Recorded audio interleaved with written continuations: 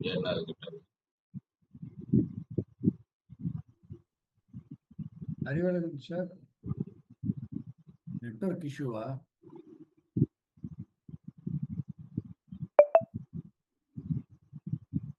இது பைத்தியம்.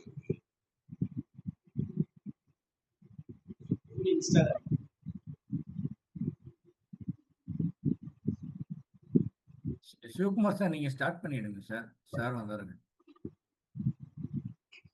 இது. சார் அன்மியூட் பண்ணிக்கோங்க சார். Good morning. மன்னிக்கணும் சார். ஒரு மாதிரி ஒரு நெட்வொர்க் இஷ்யூ ஆயிட்டு ஓகே ஓகே சார். ஒரு தமிழ்நாடு முழுக்க இருக்கிற ஆசிரியர்களை வகைப்படுத்தி நம்ம ஒரு பட்டியலிட்டோம்னா அதுல ரொம்ப முக்கியமான ஆசிரியர்கள் ஒருத்தர் 100% தேர்ச்சி தர்றது. இயற்பியல் ஆசிரியர்கள் மாதிரியான ஆசிரியர்களுக்கு ஏற்படுகிற சந்தேகங்களை, சிக்கல்களை வானொலிகள்ல, இதழ்கள்ல தொடர்ந்து அதை சரி செய்யறது, இப்படி பல்வேறு பணிகளை தொடர்ந்து முன்னெடுக்கக்கூடிய மிகச்சிறந்த ஆசிரியர். அவருடைய பள்ளிக்கூடங்கள்ல 100% தேர்ச்சி தரும். அதை தாண்டி ஒரு நட்பு பாராட்டுறதுல, அன்பு பாராட்டுறதுல அவருக்கு லெவல் அவர் தான். எங்கேயாவது கூட்டத்துக்கு போறோம், நானே சுதர்சன் சார கூட்டத்துக்கு போறோம்னா, கொஞ்சம் நம்ம ஏதோ பேசுறோம்னா, அதுல இருக்கிற விஷயங்களை எடுத்து இது நல்லா இருந்துச்சு அப்படின்னு சொல்லி சொல்றது, அதை நகைச்சுவையா சொல்றது, இப்படி ரொம்ப முக்கியமா இருக்கிற நல்ல நண்பர். அது வேற வழி இல்ல அருள் சார். இப்படி எதையாவது ஒண்ணு ஆகும். இப்படி ஒரு பெரிய இடத்தை நோக்கி எங்களை நகர்த்துகிற ஒரு நல்ல நண்பர். அதை தாண்டி அவர்கிட்ட ஒரு ஹியூமர் இருக்கும். அது வேற லெவல்ல இருக்கும். நாங்க சமீபத்துல நாகப்பட்டினம் புத்தக திருவிழாவுக்கு டிராவல் பண்ணோம். அந்த 1 மணி நேரமும் சிரிச்சு பிரஷர், சுகர் எல்லாம் சரியாயிடுச்சு. அப்படி அதெல்லாம் சரி பண்ற ஒரு அருமையான வைத்தியத்தை அவர்கிட்ட வச்சிருக்காரு. தென்கட்சி கோ சாமிநாதனுடைய கதைகள் மேலாக பெரிய ஈர்ப்பு. அதை அவர் மாதிரியே சொல்றதுக்கான நிறைய வாய்ப்புகளை பெற்றிருக்கிற அன்பு சகோதரர் சிவகுமார் சார் அவர்களை உங்கள் அனைவர் சார்பாகவும் வருக என அன்போடு வரவேற்று இந்த அரங்கை அவரிடம் தருவதில் பெருமை அடைகிறோம். அதே நேரத்துல இந்த அரங்கை நடத்துறதுக்கு ஒத்துழைப்பு நல்கிற இந்த MD sir, Murugavel sir, LIC Saravanan sir, ரொம்ப முக்கியமா சொல்லணும். அப்புறம் நம்மளுடைய நிறைய அபி மேம், மரியா மேம் உள்ளிட்ட பெரிய டீம் இருக்குல்ல, எங்களுக்கு ஒரு மாரல் சப்போர்ட் தர டீம், அத்துணை பேருக்கும் உங்களுடைய அன்பான நன்றியை சொல்லி, திரு சிவகுமார் சார் வணக்கம் சார். வணக்கம் ஐயா. வணக்கம் ஐயா. அனைவருக்கும் வணக்கம்.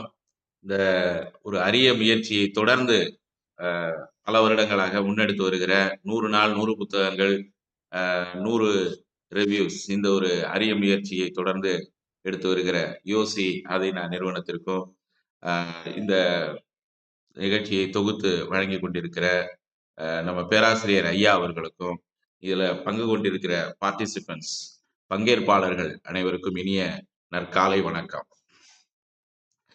இப்போ ஒவ்வொரு நாள் நம்ம ஒவ்வொரு புத்தகங்கள், ஒவ்வொருத்தருடைய பார்வை, அதை நம்ம கேட்கும் பொழுது காலை நேரத்துல ஒரு உற்சாகம் நம்ம அறியாம நமக்கு ஏற்படுகிறது என்பது உண்மைதான்.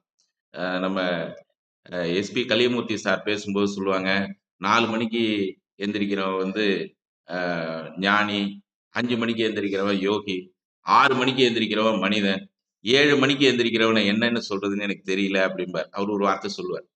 அப்ப நம்மளெல்லாம் 6 மணிக்கு எழுந்திரிக்க வைக்கிறது மூலமா ஒரு மனிதன் ஆக்கிறதுக்கு கூட இவங்க முயற்சி செய்யறாங்க அப்படின்னு கூட நம்ம நினைக்கலாம். அப்படி ஒரு அரிய முயற்சி, அது சிறப்பாக முன்னெடுத்து சென்று கொண்டிருக்கிற இந்த நிறுவனத்தாருக்கும் பேராசிரியர் அவர்களுக்கும் ரொம்ப மகிழ்ச்சி, நன்றி, வாழ்த்துக்கள். இப்போ புத்தகம் வாசிக்கிறது, அதை பத்தி இப்ப கூட சமீபத்துல ஒரு கவிதை ஒண்ணு கேட்டேன். ஒருத்தர் எழுதியிருக்கிறாரு, புத்தகம் கூப்பிடுது நம்மளை வாசிக்கலாம் வா அப்படின்னு கூப்பிடுது. செல்போன் வா சிக்கலாம் வா அப்படின்னு சொல்லுது. ஒரே வார்த்தை தான், அதை பிரிச்சு சொல்லும் பொழுது தமிழ் எவ்வளவு அழகா இருக்கு பாருங்க. வாசிக்கலாம் வா அப்படின்னு அழைக்குது புத்தகம், வா சிக்கலாம் அப்படின்னு அழைக்குது செல்போன். எதை நோக்கி நீங்கள் நகரப் போகிறீர்கள் அப்படிங்கிறது தான் இப்ப உள்ள கேள்வி. ரொம்ப அழகா எழுதியிருந்தாரு. அப்போ புத்தகங்களை நம்ம வாசிக்கும் பொழுது நம்ம அந்த காலத்துக்கே நம்ம போகக்கூடிய, பயணிக்கக்கூடிய ஒரு டைம் டிராவல் அப்படின்னு சொல்லக்கூடிய ஒரு அனுபவம் நமக்கு கிடைக்கும். இப்ப நம்ம தென்கட்சி சுவாமிநாதன் ஐயா அவர்களுடைய புத்தகங்கள், சிறகை விரிப்போம் அப்படிங்கிற ஒரு புத்தகம் சமீபத்துல நான் படிச்சேன். இந்த புத்தக திருவிழாவுக்கு போகும்போது வாங்கி கொண்டு அதை படிச்சேன். அவருடைய தகவல்கள் எப்பவுமே கொட்டி கிடக்குது நமக்கு. ஆயிரக்கணக்கான, இன்னும் கூட அதிகமா கூட சொல்லலாம், தகவல்கள் அப்படியே கொட்டி கிடக்குது. அவருடைய அந்த அந்த புத்தகங்களை நம்ம படிக்கும் பொழுது எப்படின்னா, அவர் பேசும் பொழுது நம்ம ரேடியோல கேட்டிருப்போம், இன்று ஒரு தகவல் அப்படின்னு. இப்பவும் கேட்டுக்கிட்டு இருக்கோம். எஃப்எம் ரேடியோல இப்பவும் ஒளிபரப்பிக்கிட்டு இருக்கிறாங்க. நான் டெய்லி கேட்கிறேன். அவர் பேசும் பொழுது எப்படி இருக்குமோ அதே போல அதே உணர்வு அந்த புத்தகத்தை வாசிக்கும் பொழுதும் நமக்கு ஏற்படும். அது சிலருடைய எழுத்துக்கள் தான் அப்படி இருக்கும். அது பேசும்போதும் இருக்கும். என்ன உணர்வோ அதே உணர்வு வந்து நம்ம அதை கேட்கும் பொழுதும் நமக்கு ஏற்படும்.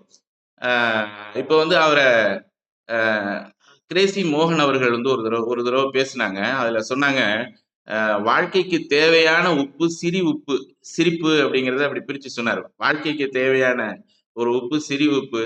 அந்த சிரிப்பை வந்து கொடுக்கக்கூடிய தென்கட்சி சுவாமிநாதன் அவர்களுடைய சிரிப்பு அப்படிங்கிறது பார்த்தீங்கன்னா, வாழ்க்கைக்கு தேவையான உப்பு, என்றும் கரிக்காத உப்பு, பிபியை சரி பண்ணக்கூடிய உப்பு அப்படின்னு சொல்லி அவரை பத்தி பெருமையா சொல்றாங்க. அவர்கிட்ட கேட்குறாங்க, ஒரு சின்ன ஒரு நிகழ்ச்சி முடிஞ்ச ஒரு வெளியில வராரு. அப்ப கேட்குறாங்க, ஐயா எப்படி வந்து நீங்க வந்து ஜோக் சொல்றீங்க, எல்லாரும் சிரிக்கிறாங்க. ஆனா நீங்க சிரிக்காம சொல்றீங்களே எப்படி அது? அப்படின்னு கேட்குறாங்க. அப்ப அவர் சொல்றாரு, இந்த மூக்கு பொடி போடுறவங்களுக்கு தெரிஞ்சிருக்கும். பொடி மட்டை சும்மா தான் இருக்கும். பொடி போடுறவங்க தான் தும்முவாங்க. பொடி போடுறவங்க தான் தும்மணுமே தவிர, பொடி மட்டை தும்மக்கூடாதுப்பா அப்படின்னு சொல்லிட்டு, அப்படியே அவர் வந்து நகர்ந்து போயிறாரு. அப்ப கூட சிரிக்கலையாம். அப்ப அது மாதிரி இவர் சொல்லக்கூடிய தகவல்கள் வெறும் சிரிப்பா மட்டும் நம்ம எடுத்துக்காம, அதுல இருக்கக்கூடிய தகவல்கள் வந்து நம்ம வாழ்க்கைக்கு எவ்வளவு உற்ற துணையாக, உறு துணையாக, நம்ம மனதுக்கு ஒரு நெருக்கமான தகவலாக, நம்மை உயர்த்தக்கூடிய தகவல்களாக எல்லா விதத்திலயும் இருக்கு, அமைந்திருக்கு. இப்ப நான் இன்னைக்கு எடுத்துக்கிட்ட தகவல் அந்த சிறகை விரிப்போம் அப்படிங்கிற புத்தகத்திலேருந்து அதுல ஒரு 57 தகவல்கள், கதைகள்னு சொல்லக்கூடாது, அத 57 தகவல்கள் அதுல இருக்கு அந்த புத்தகத்துல. அவ்வளவு நம்ம இப்ப பார்க்க முடியாது. நாம வந்து அதுல வந்து ஒரு 3 தகவல்கள் வந்து நான் எடுத்துக்கிறேன். ஒரு 3 தகவல்கள். அதை எப்படி பிரிக்கிறேன் அப்படின்னா, ஒவ்வொரு மனிதனுக்கும் ஒரு 3 வகையான உறவு வந்து முக்கியங்க. என்னென்ன உறவு அப்படின்னு பாத்தீங்கன்னா, தனக்குமான உறவு. அவன்கிட்டயே அவன் முதல்ல அவன் யாரு அப்படிங்கிறது அவனுக்கு தெரியணும். 2வது தனக்கும் குடும்பத்துக்குமான உறவு. 2வது நம்ம நெருக்கமா இருக்கக்கூடியது நம்ம குடும்பம். 3வது தனக்கும் சமூகத்துக்குமான உறவு. இப்படி 3 உறவுகள் வந்து ரொம்ப முக்கியம் அப்படின்னு பெரியவங்க சொல்றாங்க. தனக்குமான உறவு, தனக்கும் குடும்பத்துக்குமான உறவு, தனக்கும் சமூகத்துக்குமான உறவு. இந்த 3 உறவையும் ஒரு மனிதன் வந்து சரியாக கையாள பழகி கொண்டால் அவனுடைய வாழ்க்கை அப்படிங்கிறது நிச்சயம் வெற்றி பெற்ற வாழ்க்கையாக இருக்கும். நம்ம வெற்றி பெற்ற மனிதர்களை எடுத்து அதை பார்த்தோம்னா, இந்த 3 உறவையும் அவங்க சரியா கையாண்டிருப்பாங்க. அப்ப அது தொடர்பான ஒரு 3 தகவல் இதுல இருக்குது, இந்த புத்தகத்துல. அது சம்பந்தமா நம்ம இப்ப பார்க்கலாம். இப்ப முதல் விஷயம் சொன்னோம். தனக்குமான உறவு. இப்ப வந்து பார்ட்டிசிபென்ட்ஸ் எல்லாருமே உற்சாகமான காலை பொழுதுல எல்லாருமே இருப்பீங்கன்னு நினைக்கிறேன். ஒரு சின்ன கேள்வி. வாழ்க்கையில் உங்களுக்கு எது முக்கியம்? உங்களுக்கு வாழ்க்கையில எது முக்கியம்? அப்படின்னு கொஞ்சம் தகவல் சொன்னீங்கன்னா, சேட் பாக்ஸ்ல உங்களுடைய கருத்துக்களை சொன்னீங்கன்னா கொஞ்சம் நல்லா இருக்கும். அது வந்து இந்த தொடர்ந்து இந்த தகவலை நம்ம தெரிஞ்சுக்கிறதுக்கு உதவியா இருக்கும். வாழ்க்கையில் உங்களுக்கு எது முக்கியம்? மகிழ்ச்சி, ஹெல்த், பணம், ஹாப்பினஸ், நிம்மதி, மகிழ்ச்சி, self love, play, peace of mind, family, health, money, peace, happy, health, peace, நிம்மதி, மனநிறைவு, ஹெல்த், ஹாப்பினஸ். ரொம்ப மகிழ்ச்சி. இவ்வளவு உற்சாகமா இவ்வளவு பேர் வந்து பதில் அளிக்கிறது அப்படிங்கிறது இந்த நிகழ்ச்சியினுடைய பெரிய வெற்றி. இந்த நிகழ்ச்சி இவ்வளவு நாளா 43வது நாள் இன்னைக்கு நடக்குது. இவ்வளவு குட் சொசைட்டி. அருமை சார், அருமை சார். ஹாப்பினஸ். இவ்வளவு மகிழ்ச்சியா வந்து இவ்வளவு பேர் கலந்துக்கிறது முக்கியம் இல்ல, அதுல பங்கேற்று கொண்டு நிகழ்ச்சியில வந்து ரொம்ப மெருகேற்றிக்கிட்டு இருக்கீங்க. இந்த நிகழ்ச்சியினுடைய வெற்றி இது. ரொம்ப மகிழ்ச்சி சார். இப்ப நம்ம எல்லாருமே சொன்ன விஷயங்களை வந்து ஒரு தகவலா சொல்றாங்க தென்கட்சி ஐயா அவங்க. என்ன தகவல் அப்படின்னு பாத்தீங்கன்னா, வாழ்க்கையில எது முக்கியம் அப்படின்னு நம்ம வந்து ஒரு உளவியல் நிபுணர் வந்து சில பேர்கிட்ட கேட்கிறார். இப்ப நீங்க ஒரு 10-20 பேர் பதில் சொல்லியிருப்பீங்க. அந்த 10-20 பேரோட பதிலும் எதை நோக்கி இருக்கு அப்படின்னு பாத்தீங்கன்னா, நிம்மதியா இருக்கட்டும், பணமா இருக்கட்டும், அல்ல மகிழ்ச்சி, மன நிறைவு அப்படின்னு சொன்னீங்க, ஹெல்த் அப்படின்னு சொன்னீங்க. இப்போ அவர் ஒரு உளவியல் நிபுணர் என்ன செய்யறாரு, ஒரு 10-20 பேர் இதே போல ஒரு 100 பேர்கிட்ட ஒரு ஆய்வு மேற்கொண்டு அதை தொகுத்து ஒரு 3 டைட்டிலுக்குள்ள கொண்டு வர்றாரு. வாழ்க்கையில் எது முக்கியம் என்று பலரிடம் நான் ஆய்வு செய்தேன். அதுல எனக்கு கிடைத்த தகவல் என்ன அப்படின்னா, சில பேருக்கு பணம் தான் முக்கியம் அப்படின்னு பதில் சொல்றாங்க. இப்ப கூட நம்ம பார்ட்டிசிபென்ட் சொல்லியிருந்தாங்க. இன்னும் சில பேர் வந்து பாத்தீங்கன்னா, அன்பு தான் முக்கியம் அப்படின்னு சொல்றாங்க. இன்னும் சில பேர் பாத்தீங்கன்னா, புகழ் தான் முக்கியம் அப்படின்னு அவரு கண்டறிந்த ஆய்வில் இருந்து அந்த உளவியல் நிபுணர் சொல்றார். அவங்க கொடுத்த தரவுகளின் அடிப்படையில அவங்களுடைய முக்கியம் எது அவங்களுக்கு அப்படிங்கறத இந்த 3 ஹெட்டிங்ல கொண்டு வந்துடலாம். சில பேருக்கு பணம் தான் முக்கியம், சில பேருக்கு அன்பு தான் முக்கியம், சில பேருக்கு வந்து பாத்தீங்கன்னா புகழ் தான் முக்கியம் அப்படின்னு சொல்றாங்க. அப்ப இந்த பணம் தான் முக்கியம் அப்படின்னு சொல்றவங்களுடைய எண்ணம் எப்படி இருக்கும் அப்படின்னு அவர் சொல்றாரு அப்படின்னா, நிச்சயமா வந்து அவங்க வந்து பணம் அப்படிங்கிறத சேர்க்கணும். நிறைய பணம் வந்து சேர்க்கணும். பல வழிகளிலையும் நம்ம வந்து உழைக்கணும், கஷ்டப்படணும். நல்ல முறைகள், நல்ல வழிகள்ல நம்ம பணத்தை ஏர்ன் பண்ணணும், சேர்க்கணும். அந்த பணத்தை வந்து நிறைய இஷ்டப்பட்டபடி செலவு பண்ணணும். மகிழ்ச்சியா இருக்கணும் வாழ்க்கையில. அந்த பணத்தை செலவு பண்றதுதான் அவங்களுக்கு மகிழ்ச்சி. சம்பாதிக்கும் போது எவ்வளவு மகிழ்ச்சியா இருக்குமோ, அதே மகிழ்ச்சி அவங்களுக்கு செலவு பண்ணும் போதும் இருக்கும் அப்படின்னு சொல்றாரு. இன்னும் அன்புதான் முக்கியம்னு சில பேர் சொன்னாங்க இல்லையா? அவங்களுடைய எண்ணம் எப்படி இருக்கும் அப்படின்னா, அன்புக்காக எதையும் செய்வதற்கு அவங்க தயாரா இருப்பாங்க. அவங்க வந்து அன்புக்காக தன்னுகிட்ட இருக்கிற பணம் காசு கொடுப்பாங்க. உயிரை கூட கொடுக்க சில பேர் தயாரா இருப்பாங்க. அன்புதான் முக்கியம் அப்படிங்கிறவங்க. அதே போல இன்னும் சில பேர் இருக்கிறாங்க. அவங்க வந்து பாத்தீங்கன்னா புகழ்தான் முக்கியம் அப்படின்னு சொல்றவங்க தான் புகழடையணும் அப்படிங்கிறதுக்காக எல்லா வழிகள்லயும் அவங்க முயற்சி பண்ணுவாங்க. அவங்களுடைய இலக்கு நோக்கம் என்னவோ அதை நோக்கி தான் அவங்க நகர்ந்துகிட்டு இருப்பாங்க அப்படிங்கிற. இதை என்ன சொல்றாரு அவர் அந்த உளவியல் நிபுணர் அப்படின்னா, முதல் உணர்வு அப்படின்னு சொல்றாரு. ஒவ்வொரு மனிதனுக்கும் முதல் உணர்வு என்ன அப்படிங்கிறத அந்த மனிதன் தெரிஞ்சுக்கிட்டான்னா அதான் தனக்கும் தனக்குமான உறவு அப்படின்னு நம்ம சொல்றோம். ஒரு மனிதன் அவன் யாருன்னு அவன் தெரிஞ்சுக்கிறதுக்கு அவனுடைய முதல் உணர்வு முக்கியம். ஒவ்வொரு மனிதனுடைய நடவடிக்கைகளுக்கு உந்து சக்தியாக இருப்பது அந்த மனிதனுடைய முதல் உணர்வு. அப்ப கொஞ்சம் அமைதியா உட்காருங்க. நீங்க ரிவைண்ட் பண்ணி பாருங்க. இவ்வளவு வருடம் நம்ம என்ன செஞ்சிருக்கிறோம், எதை நோக்கி நம்ம போயிருக்கிறோம். அப்ப எதை நோக்கி போயிருக்கிறோம்னா அப்ப நம்ம வந்து நம்மளுடைய முதல் உணர்வு எதை நோக்கி நம்மளை செலுத்தி இருக்குங்கிறத இப்போவாவது நம்ம வந்து ரிவைண்ட் பண்ணி நம்மளை வச்சு தெரிஞ்சுக்கலாம். அப்படி தெரிஞ்சுக்கிட்டோம்னா என்ன ஆகும் அப்படின்னா, நம்ம யார் அப்படிங்கிறத நம்ம தெரிஞ்சுக்கலாம். அப்ப நம்மை நாமே வெற்றி கொள்ள முடியும். அடுத்தது நம்மை சுத்தி இருக்கக்கூடிய நண்பர்கள், நம்மளோட உறவினர்கள், அவங்களதான் நம்ம நேரடியா பழகுறோம், பேசுறோம். அப்ப அவங்களுடைய முதல் உணர்வு என்னங்கிறத நம்ம தெரிஞ்சுக்கிட்டோம்னா ஈஸியா அவங்களையும் நம்ம வந்து ஒரு மகிழ்ச்சியான மனிதர்களா நம்ம கூட வைத்திருக்கலாம் எப்பவுமே. அப்ப நான் நான் யார் அப்படின்னு நான் தெரிஞ்சுக்கிறோம் அப்படிங்கிறது பெரிய ஒரு ஆன்மீகத்துல ஒரு பெரிய பெரிய தேடல். ஆன்மீகம்னு சொன்ன உடனேதான் ஒரு செய்தி ஞாபகத்துல வருது. ஒரு கூட்டத்துல பேசும் பொழுது ரொம்ப பெரிய தத்துவங்களை ரொம்ப இலகுவான விஷயமா, ரொம்ப ஈஸியான விஷயமா சொல்லக்கூடியதுல நம்ம தென்கட்சியார் வந்து அவருக்கு நிகர் அவர் தான்.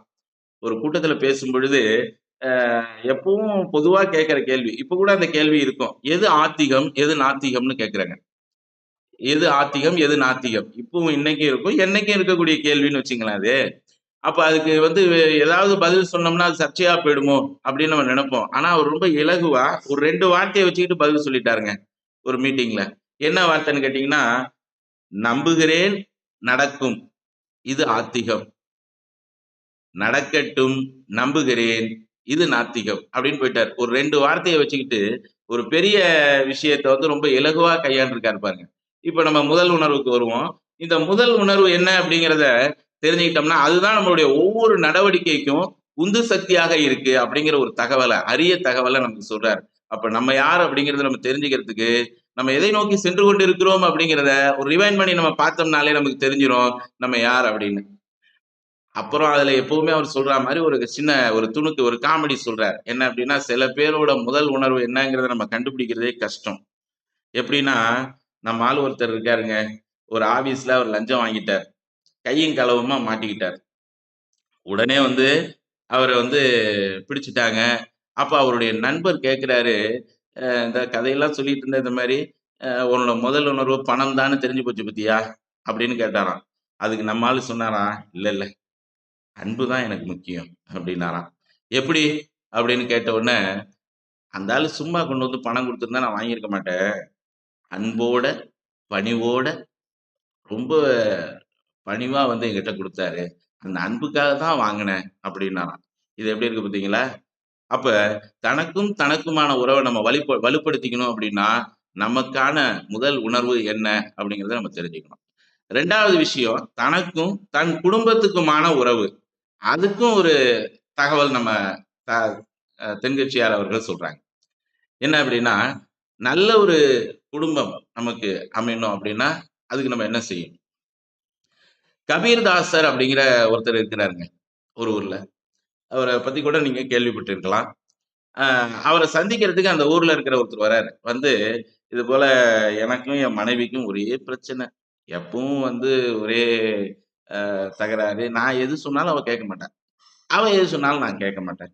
அப்படின்னு தகராறு சொல்றாரு. சொன்ன உடனே இந்த கபீர்தாசர் பார்க்குறாரு, கொஞ்சம் நேரம் இருங்க அப்படின்ன உடனே சரி அப்படின்னு உட்கார்ந்துருக்கிறார். தன் மனைவியை கூப்பிடுறாரு கபீர்தாசர். கூப்பிட்டு இது மாதிரி நம்ம தெருவில் நம்ம நண்பர் வந்திருக்கிறாரு, 2 பேருக்கும் கொஞ்சம் மோர் எடுத்துட்டு வாங்க அப்படின்னு சொல்றாரு. அந்த அம்மா கொண்டு வந்து 2 டம்ளர்ல மோர் கொண்டு வந்து வச்சுட்டு போயிட்டாங்க. நம்ம கபீர்தாசர் எடுத்து மோரை கட கட கட கடன்னு குடிச்சிட்டார். குடிச்சிட்டு வச்சுட்டார். வந்த நண்பர் எடுத்து குடிங்க அப்படின்ன உடனே வந்த நண்பர் எடுத்து மோரை குடிக்கிறாரு. குடிச்சா ஒரே உப்பு கரிக்குது. அவரால ஒரு வாய் கூட குடிக்க முடியல. சரி அப்புறம் குடிக்கிறேன் அப்படின்னு வச்சுட்டார். ஏன் குடிங்களேன் அப்படின்னோடனே இல்ல வேண்டாம் அப்படின்னு வச்சுட்டார். சரி அப்படின்ட்டு இவர் வந்து நல்ல சாயந்தரம் ஒரு 4:30 மணி 5 மணி நல்ல வெளிச்சம் இருக்கக்கூடிய நேரத்துல ஊசியில நூல் கோத்துக்கிட்டு இருக்காரு நம்ம கபீர்தாஸ். நல்ல வெளிச்சம், சூரிய வெளிச்சம் இருக்கு. அப்ப அவர் சொல்றாரு, மனைவியை கூப்பிடுறாரு. கூப்பிட்டு பாரு கொஞ்சம் வெளிச்சம் வேணும், விளக்கு எடுத்துட்டு வாங்குறாரு. அந்த அம்மாவும் மறுபேச்சு பேசல. விளக்கு கொண்டு வந்து அவர் பக்கத்துல வச்சுட்டாங்க. இவர் பாட்டுல நூலை கோத்துக்கிட்டு இருக்காரு. வந்த நண்பர் பார்த்தாரு. ஐயா வணக்கம், நான் போயிட்டு வர்றேன் அப்படின்னாரு. ஏன் என்ன செய்தி அப்படின்னாரு. நீ என்னமோ கேட்டீங்க, நான் இன்னும் பதிலே சொல்லல, யோசனை பண்ணிட்டு இருக்கேன், பதிலே சொல்லல அப்படின்னு கேட்ட உடனே அப்ப நம்ம நண்பர் வந்தவர் சொல்றாரு, இல்ல நான் தெரிஞ்சுக்கிட்டேன், பதில தெரிஞ்சுக்கிட்டேன். உங்க மனைவி வந்து மோர் கொண்டு வந்து குடுத்தாங்க. பூரா உப்பு கரிச்சிச்சு. நீங்க ஏன்னு கூட சொல்லல, அப்படியே சாப்பிட்டுட்டீங்க. அதுவும் இந்த குறைய கூட நீங்க சுட்டிக்காட்டல, அப்படியே சாப்பிட்டுட்டீங்க.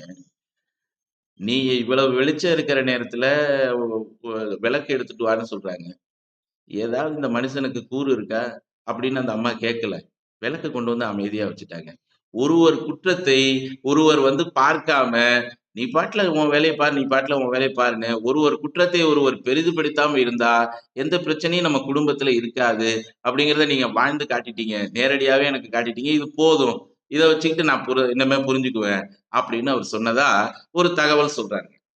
அப்ப ஒருவர் குற்றத்தை ஒருவர் பொறுத்துக் கொள்ளுதல் தான். ஏன்னா எல்லாருக்குமே குற்றம் இல்லாத மனிதன் வந்து இந்த உலகத்திலேயே இல்ல அப்படின்னு நமக்கே தெரியும். அப்ப ஒருவர் குற்றத்தை ஒருவர் பொறுத்துக் கொள்ளுதல் அப்படிங்கிறது தான் வந்து குடும்பத்துக்கே நல்ல குடும்ப அமைப்பினுடைய சிறப்பு. அப்ப அத அந்த நண்பருக்கு உணர்த்துவதற்கு இந்த தகவலை சொல்றாரு. அப்படி புரிஞ்சுக்கிட்டார். புரிஞ்சுக்கிட்ட உடனே இனிமே நான் ஒழுங்கா இருப்பேன். என்னுடைய மனைவியின் குற்றத்தை நான் பெரிதுபடுத்த மாட்டேன் அப்படின்னு சொல்றாரு. அதே மாதிரி இன்னொரு தம்பதி. இப்ப அவருடைய ட்ரேட்மார்க் ஜோக்குக்கு போவோம்.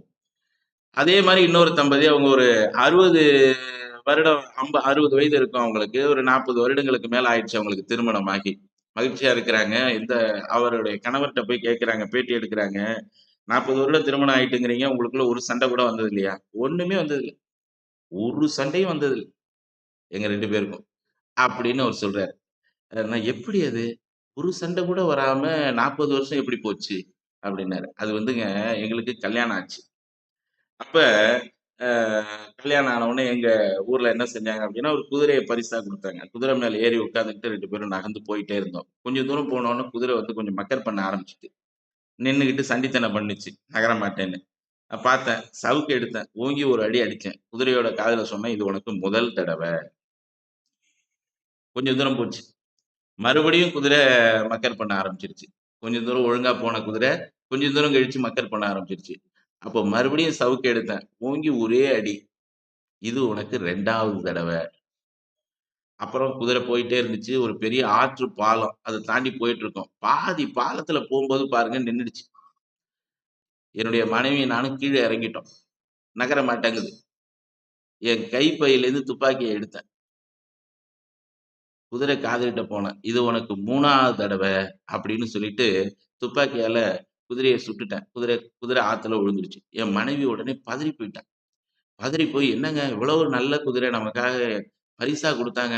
அத போய் நீங்க இப்படி சுட்டு கொன்னுட்டீங்களே! என்ன அது என்ன விலங்கு தானே!" அப்படின்னு சொல்லி பதறிட்டா. அப்ப நான் மெதுவா என் மனைவியோட காதோரமா போய் சொன்னேன், "இது உனக்கு முதல் தடவ.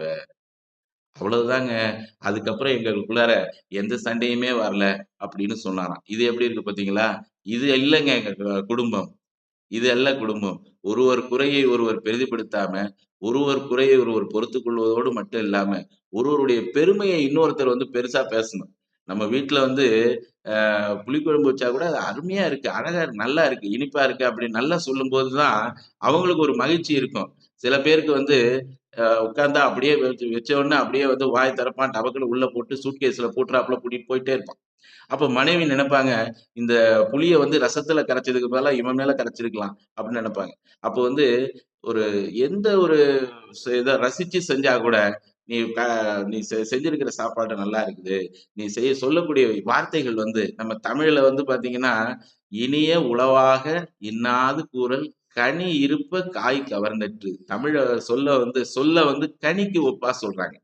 மாங்கனி, பலாக்கனி அப்படி சொல்றோம் இல்லையா? கனிக்கு ஒப்பாக சொல்றாங்க. அப்ப நல்ல வார்த்தைகள். அவங்கள 4 பாராட்டி பேசும் பொழுது, அவங்களுடைய பெருமை, நல்ல செயல்கள். எந்த மனிதன்கிட்டயும் நல்ல விஷயமும் இருக்கும், கெட்ட விஷயமும் இருக்கும். அப்ப நல்ல விஷயங்கள பாராட்டி பேசும்பொழுது, அவங்களே உற்சாகம் அடைவாங்க. நிச்சயமா உங்க கூட இன்னும் இணக்கமா அவங்க இருப்பாங்கங்கிறத சொல்றாங்க. அப்போ ஒரு மனிதன் தனக்குமான உறவை பேண வேண்டும். தனக்கும் குடும்பத்துக்குமான உறவை பேண வேண்டும் அப்படின்னு சொல்றாரு. அ இன்னும் ஒரு சின்ன அவர் சொன்ன ஜோக் பார்த்தீங்கன்னா, நம்ம அலுவலகர் ஆபீஸுக்கு வர்றாரு. தலையில பெரிய கட்டு போட்டிருக்கிறாரு. ஏதோ அடிபட்டிருக்கு போல இருக்கு. அவரோட நண்பர் கேட்டாரு, "ஏன் என்னாச்சு? தலையில கட்டு போட்டிருக்க?" அப்படின்னு கேட்டாரு. அவரு சொன்னாரு, "என் மனைவி வந்து வாழைப்பழத் தோல்ல வழுக்கி விழுந்துட்டாப்பா. அத அதான்ப்பா அதனால தான்ப்பா தலையில கட்டு." அப்படின்னாரு. "ஏன் மனைவி விழுந்ததுக்கும் உன் தலையில கட்டு போட்டது என்னய்யா காரணம்? ஏதாவது கதை விடாதன்னாரு." "அது ஒண்ணும் இல்ல. அவ வாழைப்பழத் தோல்ல வழுக்கி விழுந்தா. அத பார்த்து நான் கை தட்டி சிரிச்சுட்டேன். அதனால தான்." அப்படின்னாரு. இப்ப பாருங்க, சிரிப்பு அப்படிங்கிறது வந்து ஏதோ ஒரு பெரிய குற்ற செயல் மாரி சில இடங்கள்ல பார்க்கப்படுது. ஒரு கணவனுக்கு முன்னாடி மனைவி சிரிச்சா அது தப்பு. ஒரு உயர் அதிகாரிக்கு முன்னாடி ஒரு பணியாளர் சிரிச்சா அது தப்பு. ஒரு ஆசிரியருக்கு முன்னாடி ஒரு மாணவன் சிரிச்சா அது தப்பு. அப்படிங்கிற மாரி நம்ம பார்க்குறோம். அப்படி இருக்கக்கூடாதுங்க. ஒரு மனிதனுடைய இயல்பு அப்படிங்கிறதே சிரிப்பு தான். எந்த கரடியாவது இந்த ஜோக்கு சொன்னா சிரிக்குமா? இல்ல எந்த ஒரு எருமையாவது ஜோக் சொன்னா சிரிக்குமா? அப்படி இல்ல. நமக்கான இயல்பு அதுதான். நம்ம இயல்ப விட்டு நம்ம மாறுறோம். எந்த குழந்தையா இருக்கும் பொழுது, நம்ம 200 முறை சிரிக்கிறத அவரே ஒரு தகவல்ல சொல்லுவார். இதெல்லாம் யாரு கேட்க போறா? புள்ளி விவரத்துக்கும், புழுவுக்கும் கொஞ்சம் தான் வித்தியாசம் அப்படின்னு கூட சொல்லுவார் தெங்கச்சியார். அதனால ஒரு குழந்தையா இருக்கும்போது 200 முறை சிரிச்ச நம்ம, இப்ப வந்து ஒரு 10 முறை, 20 முறை சிரிக்கிறதுக்கு கூட ரொம்ப யோசிக்கிறோமா. அ அது மாரி ஆயிட்டோம். இறுக்கமா போயிட்டோம் நம்ம அப்படின்னு சொல்லுவார். அப்ப தனக்குமான உறவ ஒருத்தன் வந்து சரியா வச்சுக்கணும். 2வது தனக்கும் குடும்பத்துக்குமான உறவ வந்து ஒருத்தர் சரியா வச்சுக்கணும். 3வது தனக்கும் சமூகத்துக்குமான உறவ வந்து நம்ம சரியா வச்சுக்கணும். நம்ம வந்து விலங்குகள் சிரிக்குமான்னு நான் கேட்டுப்புட்டேன். ஆஹா! விலங்குகள பத்தி நம்ம குறைவா பேசுறதா? அப்படின்னு நினைக்கக்கூடாது. விலங்குகள் கிட்ட இருந்து கூட நம்ம கத்துக்க வேண்டிய பாடம் நெறைய இருக்கு. அப்படின்னு இந்த புத்தகத்திலேயே ஒரு பகுதியில சொல்றாரு. விலங்குகளிடம் கற்க வேண்டிய பாடம் அப்படின்னு சொல்றாரு. விலங்குகளுக்கு 5 அறிவு தானே நம்ம வந்து குறைவா மதிப்பிடக்கூடாது. விலங்குகள்ட்ட கூட நம்ம கற்றுக்கொள்ள வேண்டிய பாடம் நெறைய இருக்கு. என்ன அப்படின்னு கேட்கிறீங்களா? ஒரு 5 வகையான பாடத்த விலங்குகள்ட்ட இருந்து நம்ம கற்றுக்கலாம் அப்படின்னு சொல்றாரு. என்ன அப்படின்னா, விலங்குகள் வந்து பொதுவா உயிருக்கு ஆபத்துனா தான் பயப்படும். உயிருக்கு ஆபத்துனா பயப்படும். மித்த நேரங்கள்ல அது பயப்படாது. ஆனா மனிதன் இருக்கான் பாருங்க, இருட்ட பார்த்தா பயப்படுவான். இன்னொரு மனிதன பார்த்தாலே பயப்படுவான் சில நேரம். எவனாவது கடன் குடுத்திருப்பான். கடன் வாங்க வந்தானா ஐய்யய்யோன்னு பயந்துகிட்டு உள்ள ஓடுவான். பார்த்திருக்கீங்களா? அப்ப இன்னொரு மனிதன பார்த்தாலே எதற்கெடுத்தாலும் பயப்படக்கூடிய ஒரு தன்மை பார்த்தீங்கன்னா, மனிதன்ட்ட இருக்கு. ஆனா விலங்குகள் பார்த்தீங்கன்னா, உயிருக்கு ஆபத்துனா பயப்படுமே தவிர மித்த நேரத்துல அது பயப்படாது. அப்படின்னு சொல்றாருங்க. என்ன ஒரு அருமையான தகவல் பார்த்தீங்களா? 2வது பாருங்க, இப்போ ஒரு புலி வந்து மான தொரத்திக்கிட்டு போகுது. மான் தப்பிச்சு போயிட்டு, அதுக்காக அந்த தோல்வியை கண்டு அது துவண்டு விடாது. இன்னொரு மான தொரத்திக்கிட்டு அது போகுமே தவிர, தோல்வியை கண்டு அது துவண்டு விடாது. நம்ம மனிதன் பாருங்க, தோத்து போயிட்டா கிரிக்கெட்ல வந்து தோத்து போயிட்டாலே, இந்தியா தோத்து போயிட்டாலும் நம்மால அழுவ ஆரம்பிச்சுருவான். நெறைய என்னுடைய நண்பர்களே அது மாரி இருக்கிறாங்க. அப்போ ஏதாவது ஒரு முன்னெடுப்பு எடுத்து அதுல வந்து நம்ம முன்னேற முடியாம இருந்துச்சுன்னா உடனே துவண்டு போயிடுவாங்க நம்ம மனிதர்கள். அப்ப தோல்வி என்பது நிரந்தரம் இல்லை. அடுத்த ஸ்டெப் நீ எடுத்து வைக்கும் பொழுது அந்த தோல்வியே வெற்றியாக மாறும் அப்படிங்கிறத விலங்குகள்ட்ட இருந்து நம்ம கத்துக்கலாம் அப்படின்னு அவர் சொல்றாரு. இது 2வது பாடம். 3வது பாடம் என்னன்னு கேட்டீங்கன்னா, பிள்ளை வளர்ப்ப சொல்றாரு. பிள்ளை வளர்ப்புனா எந்த விலங்கும் பார்த்தீங்கன்னா, தன்னுடைய பிள்ளைய வந்து ஒரு குறிப்பிட்ட காலம் வரைக்கும் தான் அதுக்கான உணவு, அதுக்கான இருப்பிடம், எல்லா வசதியும் செஞ்சு குடுத்து பார்த்துக்குமாம். ஒரு குறிப்பிட்ட காலத்துக்கு அப்புறம் அது வளர்ந்துருச்சு, அதுக்கான உணவ அதாவது தேடிக்கொள்ளக்கூடிய வாய்ப்பு வந்துருச்சுன்னா விட்டுடுமா. அத பத்தி கவலையே படாதாம் அப்புறம் இந்த விலங்கும். நம்ம மனிதன் தான் அப்படியே கடைசி வரைக்கும் என் புள்ள மாரி நான் சொன்ன கிழிச்ச கோட்ட தாண்ட மாட்டான் அப்படின்னு சொல்லுவான். அவன் கோட்டெல்லாம் தாண்டி, வேலியெல்லாம் தாண்டி, காம்பவுண்டெல்லாம் தாண்டி போயிட்டு இருப்பான். அது வேற விஷயம். ஆனா இவன் சொல்லிட்டு இருப்பான், என் கிழிச்ச கோட்ட நான் தாண்ட மாட்டான் அப்படின்னு. இளம் தலைமுறையினுடைய அந்த சுய முன்னேற்றத்தை கூட நம்ம தடுக்கக்கூடிய மனிதர்களா நம்ம இருக்கிறோம். அப்போ பிள்ளை வளர்ப்புல பார்த்தீங்கன்னா, ஒரு குறிப்பிட்ட ஏஜ் போயிடுச்சுன்னா, அவனுடைய எட்டி நின்னு ஏதாவது குறை இருந்துச்சுன்னா நம்ம சொல்லலாம் தவிர, எட்டி நின்னு நம்ம அவன அழகு பார்க்கணும் அப்படிங்கிறத நம்ம வந்து கத்துக்கலாம் அப்படின்னு சொல்றாரு. அப்புறம் வந்து இன்னொரு இது 3வது பாடம். 4வது பாடம் என்னன்னு பார்த்தீங்கன்னா, எதிர்காலம். எந்த விலங்கும் நாளைக்கு எனக்கு வேணும் அப்படின்னு இன்னைக்கு அடிச்சு சாப்பிட்டுட்டு அப்படி சேர்த்து தனியா எடுத்து ஃப்ரிட்ஜ்ல எடுத்து வைக்கிறது இல்லைங்க. ஃப்ரிட்ஜே இல்லைங்க அதுகிட்ட. அப்ப எதிர்காலத்தை பத்திய கவலை அப்படிங்கிறது அதுக்கு இல்ல. ஆனா நம்ம மனிதனுக்கு ரொம்ப இருக்கு. எப்ப வரைக்கும் எதிர்காலம் தெரியுதுங்களா? ஒரு 600, 700 வருஷம் இவன் இருக்கிற போற மாரி நினைச்சுக்கிறாங்க. ஒரு 600 வருஷம், 700 வருஷம் இருக்கிறவங்க மாரி நினைச்சுக்கிட்டு, 600 வருஷம் வரைக்கும் நம்ம இருக்கணும்னா என்ன செய்யணும்? அப்படின்னு இப்ப ரொம்ப யோசிக்க ஆரம்பிச்சுட்டாங்க. அவ்வளவுலாம் வேண்டாங்க. அடுத்த நாளைக்கு இருக்கு, அடுத்த மாசத்துக்கு இருக்குன்னா ஓகே. அப்படின்னு மகிழ்ச்சியா இருங்க அப்படின்னு சொல்றாரு. அப்ப இன்னொரு பாடம் கூட எதிர்காலம் அப்படிங்கிறது 4வது பாடம் விலங்குகள்ட்ட இருந்து நம்ம கத்துக்கலாம். 5வது பாடம் என்னன்னு பார்த்தீங்கன்னா, அவையும் வாழும். மற்ற விலங்குகளையும் வாழ விடும். இப்போ புலி இருக்கு, ஒரு மான் இருக்கு. இப்போ புலிக்கும் மானுக்கும் என்னன்னா பகைதான். ஆனா, பசிக்கு அதிகமா மான வேட்டையாடாது. எவ்வளவு பசிக்குதோ அவ்வளவுதான் வேட்டையாடுமே தவிர, பசிக்கு அதிகமா பார்த்தீங்கன்னா, மான வந்து எந்த புலியும் வேட்டையாடாது. அவையும் வாழும், மற்றவற்றையும் வாழ விடும். இந்த 5 பாடத்தையும் நம்ம விலங்குகள்ட்ட இருந்து கத்துக்கலாம் அப்படின்னு சொல்றாரு. அப்ப பயம் அப்படிங்கிற உணர்வு, தோல்வி அப்படிங்கிற உணர்வு, பிள்ளை வளர்ப்பு, எதிர்காலம், நாமும் வாழணும், மற்றவர்களையும் வாழ விடணும் என்ற அருமையான ஒரு தகவலை வந்து நமக்கு சொல்றாரு. இந்த பாடங்களை எல்லாம் விலங்குகள்ட்ட இருந்து நம்ம கத்துக்கலாம் அப்படின்னு. இப்ப நமக்கும் குடும்பத்துக்குமான உறவு வந்து ரொம்ப முக்கியம் அப்படின்னு சொன்னோம். அதுல ஒரு நகைச்சுவையா ஒரு தகவல் சொல்லுவாரு. எந்த ஒரு பிரச்சனையா இருந்தாலும் கணவனும் மனைவியும் அவங்களுக்குள்ளார பேசிக்கணும்.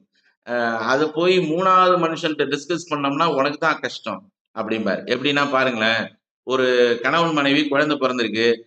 குழந்தை பிறந்த உடனே அவங்களுக்கு என்ன பேர் வைக்கணும் அப்படின்னு ஒரு அ சர்ச்சை 2 பேருக்குள்ள. இது நெறைய பேருக்கு தெரிந்த தகவலா இருந்தா கூட ஒரு நகைச்சுவைய கேட்கும்போது, எப்படி ஒரு பாட்ட கேட்கும்போது இனிமையா இருக்குமோ, அது மாரி எனக்கு தெரிந்த நகைச்சுவையா இருந்தா கூட நல்ல நகைச்சுவைய கேட்கும்போது நம்மள அறியாம ஒரு இன்பம் வரும். அதுக்காக தான் சொல்றேன். என்ன பேர் வைக்கணும் அப்படின்னு ஒரு சர்ச்சை வந்துருச்சு. உடனே அவங்க சொல்றாங்க, மனைவி சொல்றாங்க எங்க அப்பா பேர வைக்கணும். கணவன் சொல்றாரு எங்க அப்பா பேர வைக்கணும். 2 பேருக்கும் சண்டை. சத்தம் கேட்டு ஏத்து வீட்டுக்காரர் வந்துட்டாரு. என்ன செய்தின்னு கேட்டவுடனே, வாங்க உட்காருங்க, நல்லா இருங்க, போயிட்டு வாங்கன்னு அனுப்பியிருக்கலாம். ஆனா இவங்க என்ன பண்றாங்க, இல்ல இது மாரி பிரச்சனைன்னு அவர்கிட்ட சொல்லிட்டாங்க. அவரு சும்மா இருப்பாரா? எப்பவுமே நம்ம வந்து நம்ம பிரச்சனைய பார்க்க மாட்டோம். இன்னொருத்தர் பிரச்சனைன்னா நமக்கு ரொம்ப சந்தோஷமா அதுக்கு தீர்ப்பெல்லாம் சொல்லுவோம். என்ன இல்லையா? அப்ப இவன் நம்மாள என்ன பண்ணிப்புட்டாரு, "அப்படியா உட்காருங்க. இதுல என்ன பெரிய சர்ச்சை இருக்கு? உங்க அப்பா பேர் என்னம்மா?" அப்படின்னோனே, "சந்தானம்" அப்படின்னாரு. "தம்பி உங்க அப்பா பேர் என்ன?" கிருஷ்ணன்." சரி இதுல என்ன சர்ச்சை இருக்கு? சேர்த்து வச்சுட்டு போ வேண்டியதுதானப்பா. சந்தான கோபாலகிருஷ்ணன்னு சொல்லிட்டு போங்களேன் அப்படின்னோனே 2 பேருக்கும் சந்தோஷம் வந்துட்டு. சந்தான கோபாலகிருஷ்ணன் அப்படின்னு சொல்லிட்டு, சரி இனிமே சண்டை போடாம, சத்தம் போடாம இருக்கன்ட்டு போயிட்டாரு. 2 பேரும் யோசனை பண்ணி பார்க்குறாங்க. எங்க அப்பா பேரு சந்தானம். எங்க அப்பா பேரு கிருஷ்ணன். சந்தான கிருஷ்ணன்னு தானே வைக்கணும். அது என்ன சந்தான கோபாலகிருஷ்ணன் அப்படின்னு 2 பேருக்கும் ஒரு சந்தேகம் வந்துட்டு. அப்ப அ நேரா போய் எய்த்த வீட்டுக்காரரயே கேட்டுருவோம் அப்படின்னு 2 பேரும் எய்த்த வீட்டுக்கு இப்ப போறாங்க. போய் அவர்ட்ட போய் கேட்டாங்க. Santhanam right, Krishnan right. கோபாலன் யாரு அப்படின்னோனே அவர் சொன்னாரு, அது எங்க அப்பா பேரு. இப்ப நமக்குள்ள பிரச்சனைன்னா கோபாலன் இடையில வந்துருவான். அதனால அத கொஞ்சம் கவனமா நம்ம பார்த்துக்கணும். அப்படிங்கிறத ஒரு நகைச்சுவையா, எவ்வளவு பெரிய ஒரு தத்துவம், எவ்வளவு பெரிய ஒரு விஷயத்த ரொம்ப எளிமையா போற போக்குல அப்படி அடிச்சு விட்டு போறது நம்ம தென்கட்சியாருடைய பெரிய ஒரு சிறப்புங்க. அப்போ நமக்கும் குடும்பத்துக்குமான உறவு பத்தி தகவல் 2, 3 பார்த்துட்டோம். அப்ப அதே போல இந்த புக்ல இருக்கக்கூடிய 3வது தகவல் பார்த்தீங்கன்னா, சமூகத்துக்குமான உறவு. நமக்கும் சமூகத்துக்குமான உறவு. முதல்ல நம்ம யாருன்னு தெரிஞ்சுக்கிட்டோம். நம்ம குடும்பத்துல உள்ளவங்க யாருன்னு தெரிஞ்சுக்கிட்டோம். சமூகம் வந்து நம்ம பெரிய ஒரு கடல் மாதிரி. அத நம்ம தெரிஞ்சுக்கிறது கஷ்டம் இல்லையா? கடல கூட கமண்டலத்துல புடிச்சிடலாங்க அப்படிங்கிறாரு ஒரு தகவல்ல. எப்படின்னு பாருங்களேன். ஒரு அரசன் அவன் வந்து ஒரு ஊர்ல ஒரு ஒரு நபர போய் பக்கிரிசாமின்னு ஒரு நபர் இருக்காரு. அந்த பக்கிரிசாமிய போய் நாளைக்கு 10 மணிக்கு ஆஜராகணும். உன் மேல ஒரு குற்றம் சாட்டப்பட்டிருக்குன்னு சொல்றாரு. சேவகன் வந்து சொல்றான் பக்கிரிசாமிட்ட. பக்கிரிசாமி பதறி போயிட்டான். நம்ம எந்த தப்புமே செய்யலையே. ஏன் நம்மள வந்து கூப்பிடுறாரு இவரு? அரசன் கூப்பிடுறாரு. அரசன் கூப்பிட்டா போய் தான் ஆகணும். நாளைக்கு காலையில 10 மணிக்கு ஆஜராகணும். அப்ப என்ன செய்யறது அப்படின்னு பார்க்கும் பொழுது, அவனுக்கு ஒரு 3 நண்பர்கள் அந்த ஊர்ல 3 நண்பர்கள் இருக்கிறாங்க. சரி யாராவது ஒருத்தர் துணைக்கு கூப்பிட்டுட்டு போவோம். நம்ம மட்டும் தனியா போ வேண்டாம் அப்படின்னு அந்த 3 நண்பர்கள்ல முதல் நண்பர போய் பார்க்க போறாரு. முதல் நண்பர் சொல்றாரு, வந்து "வாப்பா நல்லா இருக்கிறியா? என்ன ஏது காப்பிலாம் சாப்பிடுன்னு" சொன்னோனே, இந்த மாரி தகவல சொன்னோனே முதல் நண்பர் சொல்றான், "ஐயய்ய! அரண்மனை விவகாரம்னா நமக்கு ஆவாதுப்பா. அது நீ வச்சுக்க. உன்னோட வச்சுக்க. என்னத்துக்கு கூப்பிட்டுருக்காருன்னு தெரியல. உன்ன கூப்பிட போய் என்னைய ஏதாவது விசாரிச்சாருன்னா ஆபத்தா போயிடும். அதனால அரண்மனை விவகாரம் நமக்கு வேண்டாம். நீ போயிட்டு வா நல்லது. நட்பு நட்பாவே இருக்கட்டும்" அப்படின்னுட்டாரு. ரொம்ப நம்பி வந்தாரு. நண்பன் வருவான் அப்படின்னு துணைக்கு. வரல. அப்ப 2வது நண்பன போய் பார்க்க போனாரு. 2வது நண்பன பார்த்தா அவரு சொல்றாரு, "அ நான் வர்றேன். ஆனா அரண்மனை வாசல் வரைக்கும் வர்றேன். அது உள்ளலாம் வர்றது நமக்கு சரியா வராது. துணைக்கு வேணா வர்றேன் அரண்மனை வரைக்கும்." கிராமத்திலேருந்து நம்ம ஆளு பார்த்தாரு. "அவ்வளவு தூரம் வந்து நீ சிரமப்பட வேண்டாம். அவ்வளவு தூரம் வந்துட்டு உள்ள வர்றதுக்கு நீ உள்ள வரலைன்னா அதனால என்ன பிரயோஜனம்? என்ன சொல்றாரு, எனக்கு சார்பா ஏதாவது 2 வார்த்தை பேசுவேன்னு தான் உன்ன கூப்பிடுறேன்." "இல்ல, இல்ல சரியா வராது." அப்படின்னுட்டாரு. சரி 3வது நண்பர் அவ்வளவு பரிச்சயம் இல்லாத நண்பர். இருந்தாலும் பார்த்துருவோம் அப்படின்னு அவரையும் போய் பார்க்கறதுக்கு போறாரு. போன உடனே அந்த நண்பர் பார்த்தாரு. என்னென்ன தகவல கேட்டாரு. "ஓ! அப்படியா?" அப்படின்னு டக்குன்னு சட்டைய போட்டு, "வாங்க இப்பயே போயிடுவோம். ஏன் நாளைக்கு வரைக்கும் வெயிட் பண்ணுவானே?" அப்படின்ட்டாரு. இவருக்கு ஆச்சரியமா போயிட்டு. என்ன அந்த 2 பேரும் வரமாட்டோம்னா, இந்த நண்பர் பார்த்தீங்கன்னா, டக்குன்னு கிளம்பிட்டானே அப்படின்னு இவருக்கு ஆச்சரியமா போயிட்டு. அப்ப வந்து உடனே சரி, அத பத்தி ஒண்ணும் இது இல்ல. நம்ம வந்து போவோம். நாளைக்கு காலையிலேயே போவோம் நம்ம அப்படின்னுட்டாரு. காலையில 10 மணிக்கு போனாரு இந்த நண்பர். குற்றச்சாட்டு சொன்னாங்க. இந்த நண்பர் அவருக்கு சார்பா பேசினாரு. வந்திருந்த நண்பர் அவருக்கு சார்பா பேசினாரு. மன்னர் பார்த்தாரு. "உன் ஊர்க்காரன் இவ்வளவு தூரம் உன்ன பத்தி உயர்வா பேசுறான், நல்லதா பேசுறான். சரி ரைட் நீ இந்த குற்றம் செஞ்சிருக்க மாட்ட. போயிட்டு வா" அப்படின்னு விடுவிச்சுட்டாரு. அப்படின்னு ஒரு ஒரு கதை சொல்லியிருக்கிறதா, பழங்கால கதை ஒண்ணு இருக்கிறதா சொல்றாருங்க ஒரு தகவல்ல. இப்ப இந்த 3 நண்பர்கள் யார்? அப்படிங்கிறது தான் நமக்கு கேள்வி. 3 நண்பர்கள் யார் அப்படின்னா, முதல் நண்பன் வந்து பணம் அப்படின்னு சொல்றாரு. 2வது நண்பன் பார்த்தீங்கன்னா, சொந்தம், உறவு அது மாரி. 3வது நண்பன் பார்த்தீங்கன்னா, நற்செயல்கள். நம்ம செய்யக்கூடிய சமூகத்துக்காக நம்ம செய்யக்கூடிய நற்செயல்கள் இருக்கு பார்த்தீங்களா? அது அ நம்ம கூட நம்ம இருக்கும் பொழுதும் நம்ம பத்தி பேசும். நமக்கு பிறகும் நம்மை பற்றி பேசும். இன்னைக்கு எவ்வளவோ பேர பத்தி நம்ம பேசுறோம். அவங்க இல்ல. இப்ப இந்த உலகத்துல அவங்க இல்லாத போது கூட, அவங்களை பத்தி நம்ம பெருமையா பேசுறோம்னா, இந்த சமூகத்துக்காக அவர்கள் செய்த நற்செயல்கள். மகாத்மா காந்தி இறந்து எவ்வளவோ நாள் ஆகுது. இன்னைக்கும் நம்ம இப்ப சுதந்திர தினம் வரப்போகும்போது, அவர பத்தியும், இன்னும் பல சுதந்திர போராட்ட தியாகிகள பத்தியும் நம்ம பெருமையா பேசுறோம். அவங்க இல்ல. அவங்க சமூகத்துக்காக செய்த நற்செயல்கள். அது மாரி தான் அப்துல் கலாம் ஐயாவ பத்தி நம்ம பேசுறோம். அவர் சமூகத்தின் மீது கொண்டிருந்த அக்கறை. அப்போ முதல் நண்பன் யாருன்னு கேட்டீங்கன்னா, பணம். அவன் வந்து நீ இருக்கிற வரைக்கும் ஜாலியா இருக்கலாம். அப்புறம் இடத்த விட்டு நகர மாட்டான். உங்களுக்காக எதுவும் செய்ய மாட்டான். 2வது சொந்த பந்தம். அரண்மனை வாசல் வரைக்கும் தான் வரும். அதுக்கப்புறம் வராது. 3வது நற்செயல்கள். நீங்க செய்த நல்ல செயல்கள் சமூகத்துக்காக, சமூகத்தின் மீது அக்கறை கொண்டு, நீங்க செய்த நற்செயல்கள் இருக்கு பார்த்தீங்களா? அது உங்களுக்கு கடைசி வரைக்கும் உங்களுக்கு வரும்.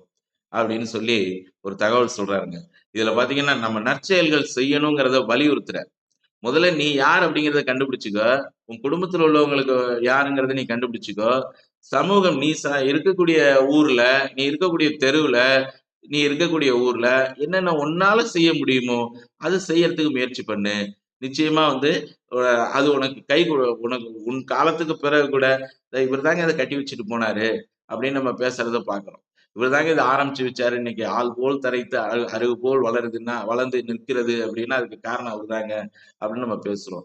அப்ப நற்செயல்கள் என்பது ஒரு மனிதன் வாழும் போதும் அவனுடைய வாழ்க்கைக்கு பிறகும் கூட அவன் பெயரை சொல்லிக்கொண்டே இருக்கும். அப்ப நல்ல செயல்கள் தான் உற்ற நண்பன். உனக்கு எங்க வேணாலும் உனக்கு உன் சார்பா வந்து பேசக்கூடியது எதுன்னா நீ செய்த நல்ல செயல்கள் அப்படின்னு சொல்றாரு. அப்ப தனக்கும் தனக்குமான உறவு, தனக்கும் குடும்பத்துக்குமான உறவு, தனக்கும் சமூகத்துக்குமான உறவை நம்ம சரியா பேண கத்துக்கிட்டோம்னா வாழ்க்கையில நம்ம வந்து நிச்சயமா வெற்றி பெற முடியும் அப்படிங்கிறத சொல்றாரு. இன்னொரு ஒரு சின்ன நம்ம இப்ப பிளாக் ஹியூமர் அப்படின்னு சொல்றோம், டார்க் காமெடி அப்படின்லாம் சொல்றோம் இல்லையா? அந்த காலத்திலேயே அவர் சொல்லிட்டாருங்க டார்க் காமெடி என்னன்னு பாருங்களேன். ஒரு ஹெலிகாப்டர் அதுல இருந்து ஒரு கயிறு தொங்குது. ஒரு 11 பேர் அதுல தொங்கிட்டு இருக்காங்க. 10 பேர் ஆண்கள், ஒருவர் பெண். அந்த 10 பேர்ல பாத்தீங்கன்னா ஆண்களும் ரொம்ப இறுக்கமா பிடிச்சு பயந்துகிட்டே தொங்கிட்டு இருக்கான். இந்த ஒரு பெண் இருக்கே அதுவும் ரொம்ப என்ன செய்ய போறோமோ கீழே விழுந்துருவோமோன்னு பயந்துகிட்டே இருக்கு. அப்ப இந்த கேப்டன் சொல்றாரு ஹெலிகாப்டர்ல இருந்து, "எப்பா 10 பேர் 11 பேரையும் இந்த கயிறு தாங்காது. யாராவது ஒருத்தர் கீழே குதிச்சிருங்க. உயிர் தியாகம் பண்ணிடுங்க. வேற வழி இல்ல. இல்லைன்னா கயிறு அறுந்ததுன்னா 11 பேரும் காலி" அப்படிங்கிறாரு. இப்ப யாருமே கீழே குதிக்க தயாரா இல்ல. பயம். யாருமே கீழே குதிக்க தயாரா இல்ல. அப்ப அந்த பெண் சொன்னாங்களாம். ஒரு பெண் இருந்தாங்க இல்லையா? அவங்க சொன்னாங்களாம், "பெண் என்றாலே தியாகம் தான். நான் உங்களுக்காக குதிக்கிறேன்." அப்படின்னு சொல்லிட்டு கடைசியா ஒரு வார்த்தை பேசிக்கிறேன் உங்கள்ட்ட அப்படின்னு சொன்னாங்களாம். அ பேசுனாங்களாம். பெண் என்பவள் தன்னுடைய கணவனுக்கு மனைவியாக, தன்னுடைய தகப்பனுக்கு மகளாக, தன்னுடைய குழந்தைகளுக்கு தாயாக என்றுமே மற்றவர்களுக்காக தியாகம் செய்து கொண்டிருப்பவர் தான் பெண். அப்படிப்பட்ட பெண்ணாகிய நான் உங்களுக்காக என்னையே தியாகம் செய்வதற்கு தயாராக இருக்கிறேன். சென்று வருகிறேன். நன்றி, வணக்கம் அப்படின்னாங்களாம். உடனே பார்த்துக்கிட்டு இருந்த அந்த 10 ஆண்களும் என்ன பண்ணான்னா, தன்னை மறந்து கைகளை விட்டுட்டு கை தட்ட ஆரம்பிச்சானாம். பெண் பிழைச்சுக்கிட்டாளாம். அவ்வளவுதாங்க. எப்படி பார்த்தீங்களா? இன்னைக்கு நம்ம சொல்றோம் டார்க் காமெடி, பிளாக் ஹியூமர்ங்கிறத ரொம்ப நகைச்சுவையா அப்ப சொல்றாங்க. நம்ம சிரிப்பு அப்படின்னு ஒரு வார்த்தையில சொல்றோங்க. ஆனா நம்ம சங்க இலக்கியத்துல அதையே வகைப்படுத்துறாங்க. நம்ம தமிழ் எப்படி இருக்கு பார்த்தீங்களா? சங்க இலக்கியத்துல அதையே வகைப்படுத்துறாங்க. எப்படி பாருங்க. புன்னகை, வெளிநகை, பெருநகை, இடிநகை, வலிநகை. வயிறு வலிக்க சிரிச்சுட்டோம்ப்பாங்கிறான் பார்த்தீங்களா அவன்? அப்ப புன்னகை சாதாரணமா சிரிக்கிற புன்னகை. அதிலேயே வார்த்தை வருது பாருங்க. வெளிநகை, பெருநகை, இடிநகை, வலிநகைன்னு. எந்த நகையா இருந்தா என்ன? நம்ம தென்கட்சியார்ட்ட எல்லாமே ஒண்ணுதான். அப்ப ஒரு மனிதன் வாழ்க்கையில வெற்றி அடைய 2 கை முக்கியமா. என்ன கை அப்படின்னா, ஒண்ணு புன்னகை, இன்னொன்னு நம்பிக்கை. 2 இருந்தா வாழ்க்கை அவனை உயர்த்தும் அப்படின்னு சொல்றாங்க. அந்த புன்னகை மட்டும் நம்ம சிரிப்பா மட்டும் போகாம, நல்ல தகவல்களையும் நம்ம தெரிஞ்சுக்கணும் அப்படிங்கிற உயர்ந்த நோக்கத்தோட, ஒரு தகவலையும் சொல்லி, ஒரு அ அதோட சேர்த்து அந்த தகவல மட்டும் சொன்னா கேட்க மாட்டாங்கன்னு, அதனுடைய வால்ல வந்து கொஞ்சம் ஒரு நகைச்சுவையும் சொல்லி சொருகி வச்சிருக்கிறாங்களாம். அப்ப வந்து அதுபோல தகவல் தான் நம்ம தென்கட்சியாரோட தகவல். அத கேட்கும் பொழுது, நம்ம நிச்சயம் வாழ்க்கையில உயர முடியும். இந்த அரசன் கதை 3 நண்பர்கள் கதை சொன்னேன் பார்த்தீங்களா? அது மாரி நம்ம ஆளு ஒருத்தன், அவர் சொன்ன ஒரு ஜோக் அதுல. நம்ம ஆளு ஒருத்தன் என்ன பண்ணிட்டான், ஒரு சைக்கிள திருடிட்டான். அவன் நண்பன்ட்ட போய் கேட்கிறான், "எனக்காக நீ சாட்சி சொல்ல வருவியா?" அப்படின்னு. அவன் நண்பன் சொல்றான், "சாட்சி சொல்லலாம் வர முடியாது. அதுக்கு 3 காரணம் இருக்கு. 1 எனக்கு முன்ன பின்ன சாட்சி சொல்லி பழக்கம் இல்ல. 2 பொய் சாட்சி சொன்னா தப்பு அப்படின்னு பெரியவங்க சொல்லியிருக்காங்க. 3வது நீ திருடின பாத்தியா சைக்கிள், அது யாரோடது தெரியுமா? அது என்னோடது தான் அப்படின்னானாம். இது எப்படி இருக்கு? அப்ப சிறகை விரிப்போம் அப்படிங்கிற இந்த தலைப்பே ரொம்ப ரொம்ப அருமையான தலைப்பா இருக்கு பாருங்க. சிறகை விரிப்போம் அப்படிங்கிற தலைப்புல அவரு தினமணியில எழுதிக்கிட்டு இருந்த ஆ ப எழுதிட்டு இருந்த ஒரு தகவல்களை எல்லாம் சேர்த்து தான் ஒரு 57 தகவல்கள் இருக்கு. அதுல ஒரு 3 தகவல் தான் இப்ப நம்ம சொன்னது. எது முக்கியம்? வாழ்க்கையில எது முக்கியம்? 2வது நல்ல குடும்பம் எப்படி இருக்கணும்? 3வது 3 நண்பர்கள் யார் நமக்கு? அப்படிங்கிறது தான் நம்ம இப்ப பேசின தகவல். சில பேர் என்ன பண்ணுவாங்கன்னா, ஒரு திரைப்படம் பார்க்கும்போது திரைப்படத்தோட முழு கதையும் சொல்லிடுவாங்க.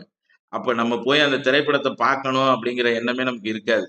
என்ன நடக்க போகுதுங்கிற சுவாரஸ்யமான காட்சியெல்லாம் சொல்லிவிட்டா. அதுபோல இந்த புத்தகத்துல 57 தகவல் இருக்கு. நான் ஒரு 3 தகவல் தான் சொல்லியிருக்கேன். மீதி 54 தகவல் இருக்கு. அது படித்து இன்புறும் பொழுது நமக்கு மகிழ்ச்சியா இருக்கலாம். சிறகை விரிப்போம், வாருங்கள். உலகை அளப்போம், வாருங்கள். நன்றி, வணக்கம். நன்றி, நன்றி, நன்றி, நன்றி ஐயா. ரொம்ப அழகா, ரொம்ப சிறப்பா நிறைய விஷயங்களை நிறைய இடங்கள்ல நோக்கி நகர்த்துறதுக்கான அந்த நம்ம எப்படி சொல்றது, ஒரு ஒரு விஷயத்துக்குள்ளாக இருக்கிற இன்னொரு விஷயம் அப்படிங்கிற மாதிரி அதை எடுத்துட்டு போயிட்டு ரொம்ப அழகா சொன்னீங்க. அது மனசுக்குள்ள தைக்கிற மாதிரி இருந்தது. உங்களுடைய இந்த எஃபோர்ட்டுக்கு, உங்களுடைய இந்த கதை சொல்ற இந்த நேரத்துக்கு எங்களுடைய அன்பார்ந்த நன்றியையும் அன்பையும் சொல்லி ஆதிகிருஷ்ணன் சாருக்கு கோவஸ்ட் கொடுக்கணும். முருகல் சார் சார் வந்துருச்சுங்க சார். நன்றி, நன்றி, நன்றி sir. Okay sir, thank you. Sivakumar sir ரொம்ப நன்றி. ஒரு நல்ல புத்தகத்தை எடுத்து அவரோட புத்தகத்துல இருந்து அவ்வளவு விஷயங்கள் கத்துக்க முடியும். தினமும் ஒரு தகவல் அப்படின்னு சொல்லி ஒரு 90ஸ்ல எவ்வளவு தூரம் பிரபலமாக இருந்த ஒரு நபர் அப்படின்னு எல்லாருக்குமே தெரியும். அந்த புத்தகத்தை எடுத்து ரொம்ப அழகா இங்க கொண்டு வந்திருக்கீங்க. ரொம்ப சந்தோஷம். டியர் ஃப்ரெண்ட்ஸ், யாராவது ஃபீட்பேக் இருந்ததுன்னா நீங்க ஹேண்ட் ரைஸ் பண்ணலாம். உங்களோட ஃபீட்பேக் சொல்லலாம். இந்த தருணத்துல இன்னொரு நன்றி சொல்லிக்க ஆசைப்படுறோம். யாருக்கு அப்படின்னா சுதர்சன் சாருக்கு. ஏன்னா சிவகுமார் சாருக்கு கூடவே இருந்து சுதர்சன் சார் ஒரு பெரிய சப்போர்ட் பண்ணியிருக்கீங்க. சார் பண்றதுக்கு ரொம்ப ஒரு சப்போர்ட் பண்ண அவருக்கும் எங்களுக்கு மிகவும் எங்களோட யோசி மற்றும் மத்திய நிறுவனத்தின் சார்பாக மனமார்ந்த நன்றி. போட்டோ ஷூட் பண்ணிடுவோம் சார். ஈஸ்வரிங்கம்மா ப்ளீஸ் நீங்க பேசுங்க சார். ஃபீட்பேக் முன்னாடி ஒரு போட்டோ ஷூட் சார். எஸ், ஒரு போட்டோ மட்டும் எடுத்துக்கலாம். Please wait for few minutes.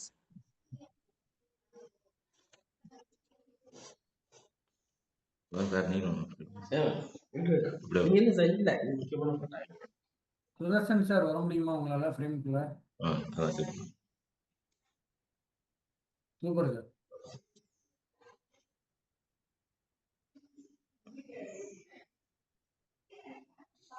Sir ஒரு நிமிஷம் சார், ப்ளீஸ் சேட் போடாதீங்க ப்ளீஸ்.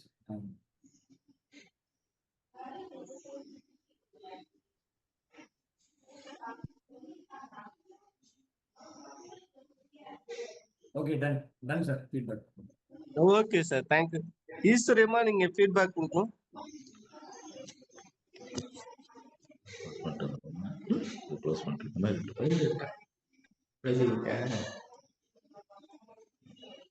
எஸ் ஃப்ரெண்ட்ஸ், நீங்க ஹேண்ட் ரைஸ் பண்ணுங்க, நாங்க உங்களை அன்மியூட் பண்றோம்.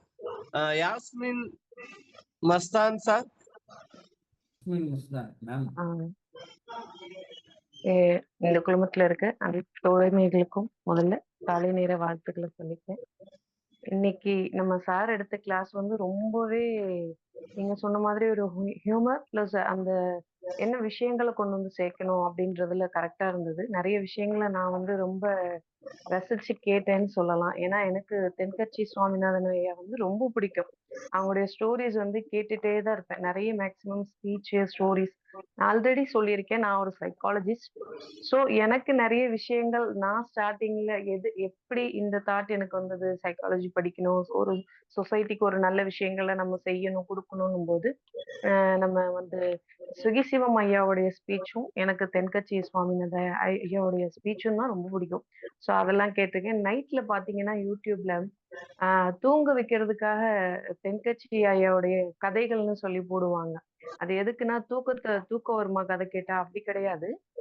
இப்போ பாத்தீங்கன்னா நம்ம உளவியல்ல பாத்தீங்கன்னா நைட் தூங்கும்போது ஒரு பாசிட்டிவ் எனர்ஜி, பாசிட்டிவ் தாட்ஸ்ல தான் நம்ம வந்து தூங்கணும்னா, நல்ல சிந்தனைகளோடு தூங்கணும்னா காலையில அந்த ஒரு எனர்ஜி இருக்கும். அந்த ஒரு நம்பிக்கையோட ஐயா சொன்ன மாதிரி காலையில ஒரு நம்பிக்கையோட எந்திரிக்கக்கூடிய ஒரு இது இருக்கும்.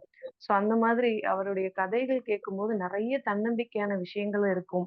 அதுல எல்லாமே சிந்திக்கக்கூடிய விஷயங்களும் இருக்கும்.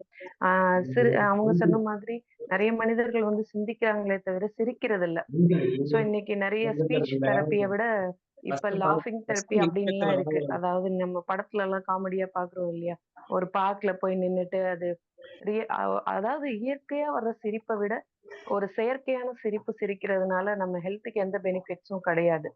சோ நம்ம அதாவது நம்மளே அதை ரசிச்சு உணர்ந்து ஒரு நகைச்சுவை சிரிக்கிறோம் அப்படின்னும்போதுதான் நம்முடைய உடல் வந்து அதை ஏத்துக்கும்.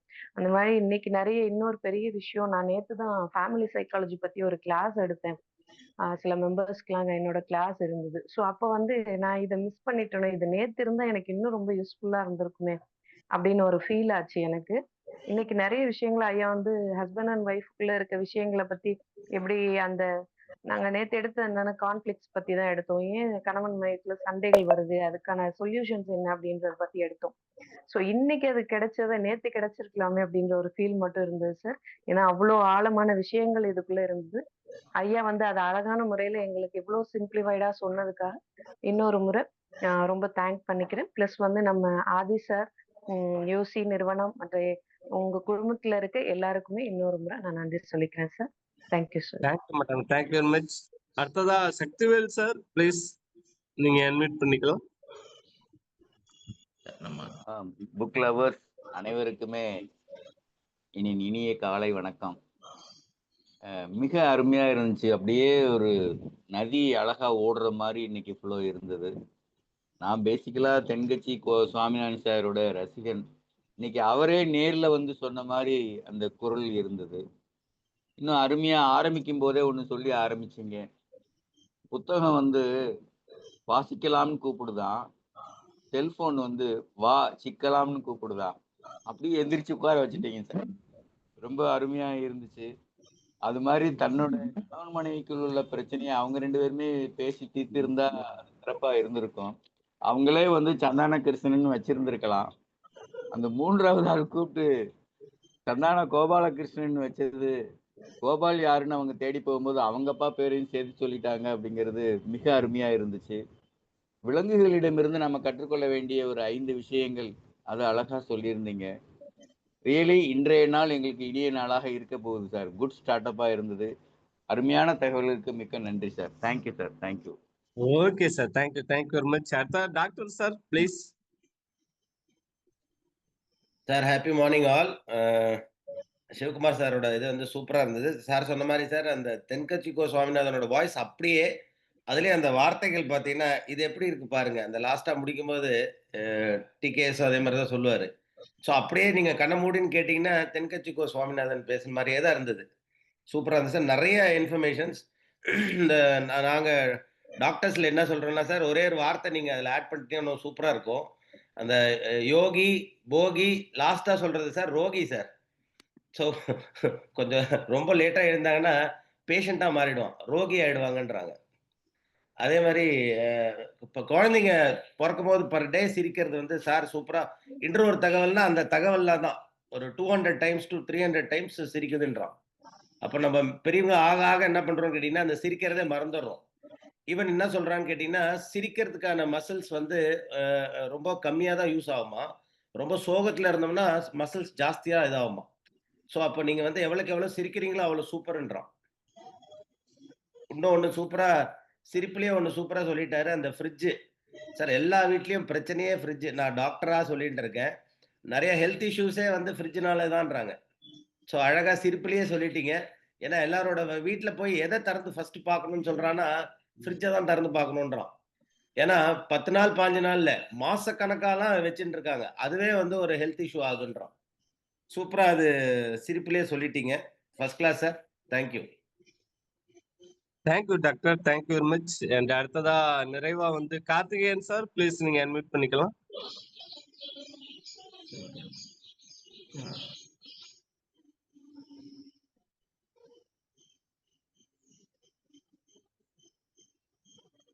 கார்த்திகேயன் சார். அனைவருக்கும் இனிய காலை வணக்கம். சிவகுமார் சார் மிக அருமையா சொன்னாரு எல்லாமே. அதாவது காலையில எந்திரிச்சதுலேருந்து சிரிச்ச மாரியே இருந்தது எனக்கு. தென்கட்சி கோ. சாமிநாதன் புக்கு மறுபடியும் படிச்ச மாரி இருந்தது. நான் முன்னாடியே சொல்லணும்னு நெனச்சேன். டாக்டர் வெங்கட் சாரோட வாய்ஸும் வந்து தென்கட்சி கோ. சாமிநாதன் மாரி தான் இருக்கு. அவரு அப்படியே இழுத்து பேசினாருன்னா, அப்படியே தென்கட்சி கோ. சாமிநாதன் மாரியே இருக்கும். அவரு பேசும்போது எனக்கு அவரு பேசுற மாரியே ஒரு ரீகால் ஆகும். அவரோட இத கேட்கறது. இதே ஒரு ஆத்திகம், நாத்திகம் இது 2த்தையும் அழகா 4 வார்த்தையில சொன்னாரு. அது முன்னாடி ஆத்திகவாதியா இருந்தேன். நாத்திகவாதியா மாறி வச்சிருக்கு. நம்புகிறேன். நடக்கட்டும்னு தான் இப்ப இருக்கேன். So let's see. Thank you for your all input sir. நல்லா இருந்தது. மிக அருமையா இருக்கு. Thank you sir, thank you very much. And dear friends, உங்கள் அத்தனை பேருக்கும் கிட்டத்தட்ட ஒரு 150 பேர் தொடர்ந்து அட்டெண்ட் பண்ணிட்டு இருக்கீங்க. உங்க அத்தனை பேருக்கும் நியூஸ் மற்றும் அதினா நிறுவனத்தின் சார்பாக மனமார்ந்த நன்றியை இந்த தருணத்தில் தெரிவித்துக் கொண்டு, இந்த ப்ரோக்ராமுக்கு வந்து அவ்வளவு சப்போர்ட் கொடுத்துட்டு இருக்காங்க. இப்ப பாத்தீங்க அப்படின்னா சுதர்சன் சார் கூட சிவகுமார் சார் கூட போய் கூடவே இருந்து இதை பண்ணிட்டு இருக்காங்க. இதுக்கு பின்னாடி ஒரு பேக்ரவுண்ட் ஒர்க் நிறைய ஒர்க் ஆகிட்டு இருக்கு. சிவகுமார் சாருக்கும் இப்போ ஒரு 2 நாளைக்கு முன்னாடி எடுக்க வேண்டிய கிளாஸ் நாங்க ஒரு சின்ன ஒரு சேஞ்ச் ஆகுறதுனால சார் இந்த மாதிரி மாறுது அப்படின்னு சொல்லியிருந்தோம். அவங்க அவங்களோட எல்லா சிரமத்தையும் தாண்டி பரவாயில்ல சார் நான் அதுக்கு அட்ஜஸ்ட் பண்ணிக்கிறேன் அப்படின்னு சொல்லி இது ஒரு மிகப்பெரிய டீம் ஒர்க்கா இது நடந்துட்டு இருக்கு. அதனால ஒரு 300 பேர் அட்டன் பண்ணணும் அப்படிங்கிறது எங்களோட ஆசை. அதுக்கு நீங்க எல்லாரும் சப்போர்ட் பண்ணுவீங்க அப்படிங்கிற நம்பிக்கையோடு இந்த ப்ரோக்ராமுக்கு ஒரு மிகப்பெரிய சப்போர்ட் வழங்கி கொண்டு இருக்கக்கூடிய அறிவலன் சாரா இருக்கட்டும், முருகல் சாரா இருக்கட்டும், எல்ஐசி சரவணன் சாரா இருக்கட்டும், அபிநயா மேடமா இருக்கட்டும், மரியா மேடமா இருக்கட்டும், அவர்கள் அத்தனை பேருக்கும் மற்றும் இந்த நிகழ்ச்சியை தொடர்ந்து கலந்து கொண்டு இருக்கிற ஒரு 150 பங்கேற்பாளர்கள். ஏன்னா இன்னைக்கு நிறைய பேரு இப்ப இந்த குரூப்ல கூட யாரோ ஒருத்தவங்க புக் ரிவ்யூன்னு ஆரம்பிச்சிருக்காங்கன்னு சொல்லி எல்லாத்துக்கும் மெசேஜ் பண்ணதான் எனக்கு சொன்னாங்க. யாருமே தெரியல சார், ஒருத்தவங்க இதுல ஏதோ உங்களுக்கு போட்டியா ஏதோ ஆரம்பிச்சிருக்காங்க அப்படின்னு. நான் அப்பதான் சொன்னேன், போட்டியாலாம் ஆரம்பிச்சுக்கிறாங்க நல்லதாங்க, நல்ல விஷயம் பண்ணாங்கன்னா நல்லதுதான். அதனால அவங்கள நம்ம எதுவும் பண்ண வேண்டியது இல்லை, ஒன்னும் இஷ்யூ இல்லை, இதுல இருந்து அவங்க கான்டாக்ட் பண்ணிட்டு போறாங்க, ஒன்னும் பிரச்சனை இல்லை அப்படின்னு நான் சொன்னேன். அவர் ரொம்ப ஹாப்பியா சொன்னார், இல்ல சார் இங்க இருந்து ஒரு கான்டாக்ட் எடுக்கிறாங்கன்னா எல்லாரும் ரொம்ப அதை ஒரு மாதிரி நினைப்பாங்க, இல்லைன்னா அவங்கள்ட்ட பிரச்சனை பண்ணுவாங்க, நீங்க அதை ரொம்ப டேக் இட் ஈஸியா எடுத்துக்கிறீங்க அப்படின்னு. சார் நான் இந்த ப்ரோக்ராம் நடத்துறதோட பர்பஸ் ரொம்ப கிளியரா எனக்கு இருக்கு. எல்லாரும் காலையில எழுந்திருக்கணும், அதை புத்தகம் படிக்க வைக்கணும் அப்படிங்கிற ஒரு நோக்கத்தை நோக்கி தான் நம்ம போய்கிட்டு இருக்கோம். அப்படி இருக்கும்போது அதை யார் பண்ணா என்ன, யாரோ ஒருத்தவங்க பண்றாங்கன்னா நல்லது பண்ணாங்கன்னா நல்ல விஷயம் தான், அதை நம்ம கண்டிப்பா அப்ரிசியேட் தான் பண்றோம் அப்படிங்கிற மாதிரி.